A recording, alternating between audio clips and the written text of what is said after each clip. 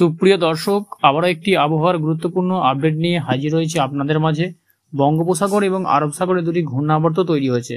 তবে এই ঘূর্ণাবর্তটি গভীর নিম্নচাপে পরিণত হয়ে বঙ্গে প্রবেশ করবে আগামী শুক্রবার। এই নিম্নচাপের জেরে কলকাতা সহ দক্ষিণবঙ্গের একাধিক জেলায় রয়েছে ভারী বৃষ্টির সম্ভাবনা। তবে আজ ও আগামীকাল দক্ষিণবঙ্গের 8 জেলায় বজ্রবিদ্যুৎ সহ ভারী বৃষ্টির সতর্কতা করেছেন আলিপুর আবহাওয়া দপ্তর। এবং কোন কোন জেলায় রয়েছে আজ হলুদ সতর্কবার্তা সমস্তটাই জানিয়ে দেবো এই খবরে। খবরটি অবশ্যই শেষ পর্যন্ত দেখবেন।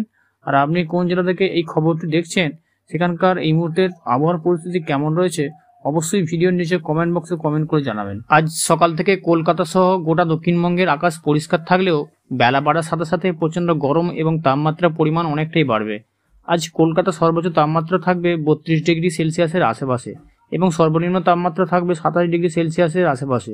আজ হালকা থেকে বিক্ষিপ্ত মাঝারি বৃষ্টির সম্ভাবনা রয়েছে দক্ষিণবঙ্গের একাধিক জেলায়, যেমন হাওড়া, হুগলি, 2 পরগনা, কলকাতা, নদিয়া, মুর্শিদাবাদ, বীরভূম, 2 বর্ধমান, 2 মেদিনীপুর, ঝাড়গ্রাম এবং পুরুলিয়াতে বিক্ষিপ্ত বৃষ্টির সম্ভাবনা রয়েছে এবং তার সাথে দমকা থেকে ঝোড়ো হাওয়া বইতে পারে 30 থেকে 40 কিলোমিটার প্রতি ঘন্টায়। আজ উত্তরবঙ্গের জেলাগুলোতে হালকা মাঝারি বৃষ্টির সম্ভাবনা লক্ষ্য করা যাচ্ছে। তবে আলিপুরদুয়ার, মালদা, দার্জিলিং, কোচবিহার, জলপাইগুড়ি, কালিম্পং এইসব জেলাতে হালকা থেকে বিক্ষিপ্ত মাঝারি বৃষ্টির সম্ভাবনা থাকছে।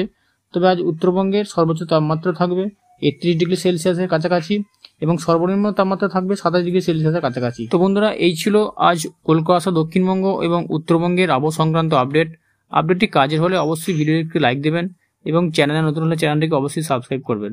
ধন্যবাদ।